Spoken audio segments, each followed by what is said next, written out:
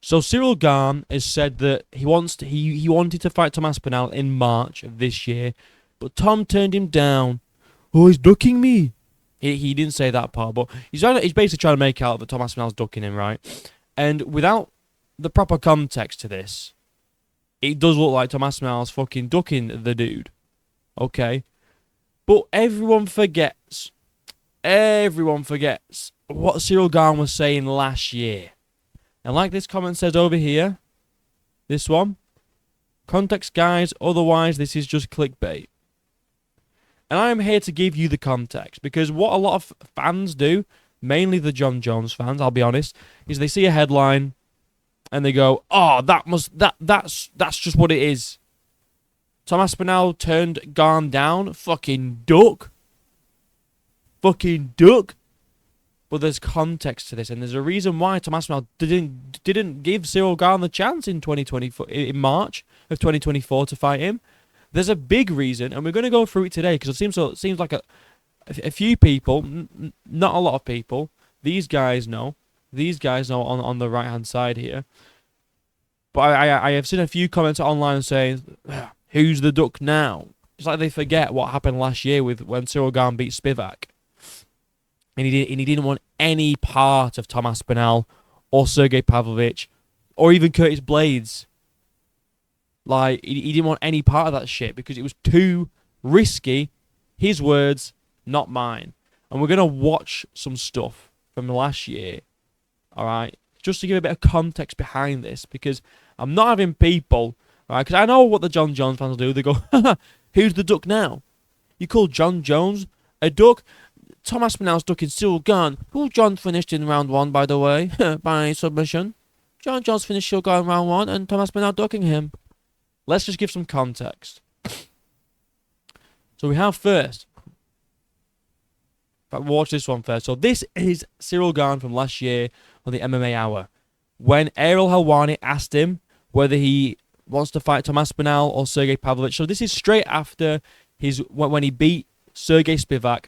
After losing in round 1 against Jon Jones, he came back, beat Sergey Spivak in round 2. Okay. And then Ariel said, "What's next then? You know, there's Tom Aspinall, there's Spivak, Pavlovich. What's next for you, Ciryl Gane?" Let's listen. I know a lot of people talk about Aspinall, but this doesn't make sense for me. Like every time with my management, they did a really great job all of my career. You see, that's why he was really so fast. And now I just want to go to the belt. I'm number 1 contender. He's number 4. It doesn't make sense. I just want to go now. I did it already. It was a big risk against this wrestler. So now I don't want to have another risk. I want to take a risk for something, for a big deal. You see. And I'm gonna stay here for a long time. So we're gonna have time with Tom Aspinall for sure. We're gonna come. So no worries for the people. We're gonna do this fight. But now my fight is not this one. I just want the belt, and I want to go to the belt. I know. So basically, what he said there is, I don't want to fight Tom Aspinall because I don't want to risk my title shot against rank number 4 in the division. When he beat Sergey Spivak, by the way, he was ranked number 2. So Tom was 2 spaces down from him, and I don't know if Gane knows how the fight game works. And people are going to say to me, "What do you know? You're sat on your couch in an hoodie." Like, I'm going to explain it, because I know what I'm talking about, right? I am the fucking MMA genius, alright? I'm like the Albert Einstein of this shit, bro. And it's going to come to a shock to some people, but you need to defend your position in the rankings. You can't just be like sat at 1. Let's say he was at 1, which he wasn't. He was number 2, but let's say he was number 1 contender, right? You can't just fucking sit there and then just get infinite title shot. Like, you already lost in round 1 to Jon Jones. You come back, you beat Sergey Spivak, who was ranked number 7 at the time. So you'll fight Spivak. Yeah, you'll fight Spivak, who's lower in the rankings than Tom Aspinall, but you won't fight Tom Aspinall because it's too risky. I don't want to take the risk. I want to risk for the belt. I want to go straight for the belt. Well, that's not how it works, bro. You can't just fucking keep your position without actually taking on up-and-coming contenders. Which at the time Tom was. He was ranked number 4. He was like, it doesn't make any sense. I'm number 1. He's number 4. Like, you need to defend your space, bro. But he's there like, Tom's time will come and he'll soon be like this. But, now Tom is ahead of Gane. Now Gane wants to fight him. Do you see why it's a bit weird, isn't it? So, like, Gane's like, no, don't want to fight Tom. He's ranked number 4. Doesn't do anything for me. But now Tom is ahead of him. Now he's like, what the fuck? Tom doesn't want to fight me. Like, I want to fight him. Like, Tom's ducking me. Bro, Tom's giving you a taste of your own medicine. Yeah, you didn't give him a fucking shot, bro. You ducked him multiple times. We'll listen to Tom's response to this, okay, in a minute. But, Tom was offered to you multiple times. You were offered Pavlovich. You were offered Curtis Blaydes. Curtis Blaydes asked you, wanted to fight you. I think he said, like, he asked for you 3 times. You turned him down every time. You can't just turn down top contenders and get a title shot. And that's been proven because you've been sat out since your Spivak fight, and now you're coming back to fight Volkov for a chance to fight Tom Aspinall. You do realise that if you would have just fought Tom Aspinall, like, you'd have got a title shot if you beat him. Like, you could have fought Tom for the interim belt. But instead you decided to sit out. I'm not going to fight Tom Aspinall. And then him and Pavlovich fought for the interim. But according to Tom as well, they actually offered you Pavlovich for the interim belt, and you turned it down. That's why Tom was actually fighting Pavlovich. So if you would have fought Tom Aspinall after this Sergey Spivak win and beat him, you'd have probably been interim champion, or you'd have definitely got the next title shot. Does he not understand? Like, he shot himself in the foot here, and now he's surprised that Tom Aspinall doesn't want to give him a shot. Like, well, I wanted to fight him in March, but he turned me down. He's ducking me, guys. Like, no, he asked for you. He asked for you multiple times last year, and you declared no. Pavlovich, no. Curtis Blaydes, no. And now all of a sudden, Tom surpassed you in the rankings. He's now the interim champ. All of a sudden, now you're interested. Little goon, bro. You can't just always fight up. But what makes it funny to me is that he's happy to fight Spivak, who's ranked number 7. But Tom Aspinall, who was ranked number 4, higher than Spivak, he's like, no, I don't know. It makes no sense to me. He's below me in the rankings. I want to fight up only. It's like, you just fought Spivak, bro. You think a win against Spivak's going to get you an instant rematch at the title where you lost in round 1? Are you for real, bro? Not going to happen. And now look, bro, you got to fight down. You are not the number 1 contender. Sometimes you got to protect your rank. Exactly. You're the number 1 contender. Jones and Stipe are fighting and probably retiring. So what's your plan? It's Aspinall or Pavlovich. Do you really think he's getting the next title shot? Duck. Exactly. That's what I'm saying, bro. And then we've got Tom Aspinall's take on this. So let's just read Gane's. In fact, no, we'll listen to Tom Aspinall's clip first, and then we'll read Gane's response. He's dismissed me on multiple occasions, and I'm not the first guy that he's dismissed. I'm not the first guy that he's ducked. It's out there for people to see. The reason that I got the Pavlovich fight was because Ciryl didn't want it. So he ducked Pavlovich. He then ducked Curtis Blaydes. Curtis Blaydes has been on record saying that. I asked for him years ago, didn't want it then. I then asked for him in Paris. They flew me over. We tried to make that fight. He didn't want it then. And we'll see what the UFC want to do. But I have no inside info at all on this, but I feel like they're going to try to do you versus Ciryl. That's what I feel. What do you think? I don't know. I have no idea. Just because I feel like they really, they like him. He's definitely popular. He's very popular. He's definitely popular. And I'm not discrediting he's a great his skills. fighter. And I'm also not discrediting him as a person. I like him. Like, we spent some time together also. He's a good guy. I just don't like the way he does stuff professionally, because that's the opposite to what I do. I'm here to fight people. I'm here to prove I'm the best, not duck out of fights with people. And Tom proved that when he accepted Sergey Pavlovich on, I believe, 3 weeks' notice. No training camp, really. I mean, 3 weeks. I think it was. Please correct me if I'm wrong. Either way, Pavlovich on short notice.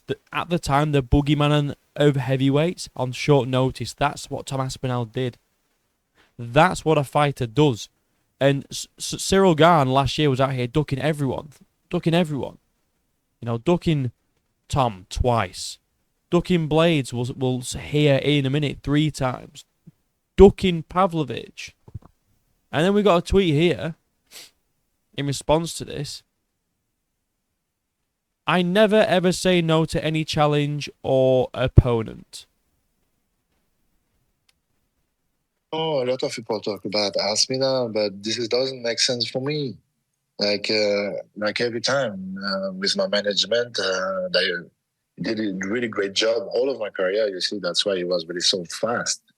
And now I just want to go to the belt. I'm number. So it makes no sense to me. It doesn't make any sense to me. I never say no to any challenge. Well, we've just seen a clip of you saying that. So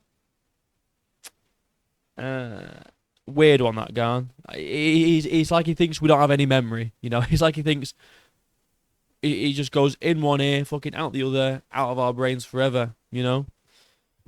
He says Blaydes was never an option. Never said that Blaydes was never offered to him. He just said that he was never an option, which to me says I was never going to take Blaydes because he was even lower than you in the rankings or whatever. They said Pavlovich. I said yes. Then why didn't the fight happen?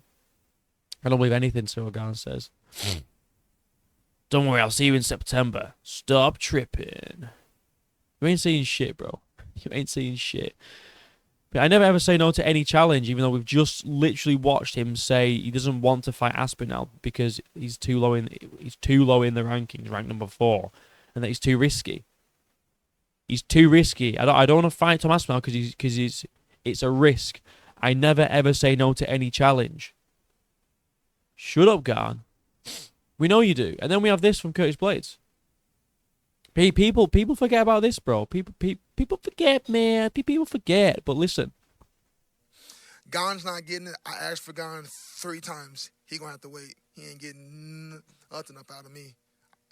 I asked for him years ago. You probably didn't hear about it because he just denied it. He said no. So it's a hell no. Why? Because he said no to me. Because he didn't want to go against a grappler. I'm still a grappler. You're not getting me. You got to earn me. I want Aspinall. And Aspinall's what he got. And yes, Aspinall's knee blew out in the first fight, but then Aspinall came and fucking got him back in the second fight. And you know what? Credit to Curtis Blaydes for calling out Tom Aspinall, the toughest heavyweight at the moment, I believe. But yeah, he asked for Gane 3 times, and Gane said no every time. This is the exact same thing with Tom Aspinall. Tom Aspinall wanted Gane twice, and Gane said no both times. But now all of a sudden, Tom Aspinall is the interim champion, and he's above Ciryl Gane in the rankings. Now it's, I want to fight Tom Aspinall. Like, bro, the ship sailed, bro. Tell you what, beat Volkov first, which I think you may do. You know, you've got a good chance of doing it. Then you can earn your shot to fight Tom Aspinall. You got to earn your shot. You can't just sit out. You know, you can't just lose to Jones, beat Sergey Spivak, ranked number 7 by the way, duck Aspinall, Blaydes, and Pavlovich, and then get an interim title shot. You need to earn it, bro. You've not earned this shit. People say Tom Aspinall's not earned his shot against John Jones. He's the interim champion. You go fuck yourself. But yeah, I feel like this is just a misleading. Obviously, they're gonna quote this part because it, it'll get clicks, but it's quite misleading. Okay, without the context there, you know, like I say, Gane refused Tom multiple times. last year because he wasn't quite there yet. He was ranked number 4. God, it's not like he was ranked number 10. If he was ranked number 10, then I'd be like, yeah. Even if he ranked number 6, I'd be like, yeah, whatever, you know. Fair enough, you know, you're ranked number 2, you know, Aspinall's in like the bottom half of the top 10. Why would you want to fight him? Makes no sense. But he wasn't. He wasn't. That's why it made no sense, and that's why you're a duck, bro. And you reap what you sow. All right, you reap what you sow, Gane. But yeah, that's about it, really. I just wanted to talk about this because I don't want people getting it twisted, bro. Like Tom Aspinall's a little pussy boy. People forget that he took Pavlovich on short notice. That was a short notice fight. A short notice fight for Tom Aspinall. He then beat Curtis Blaydes at 5 a.m. UK time, which for him, like, the Americans were fine over there, bro. That's like their regular body clock. Tom Aspinall's regular body clock is not fighting a title fight at 5 in the morning. He did that shit, bro. He didn't complain. He said, well, you know, it's a bit shit, but he didn't fucking say, I'm not doing that. It's at 5 a.m. He fucking did that shit, bro. And people really believe that he's going to duck Ciryl Gane for no reason? Get a grip, bro. I think we're getting ill. God. Right, anyway, like and subscribe. My links are down below. Until next time, I'll see you in a bit.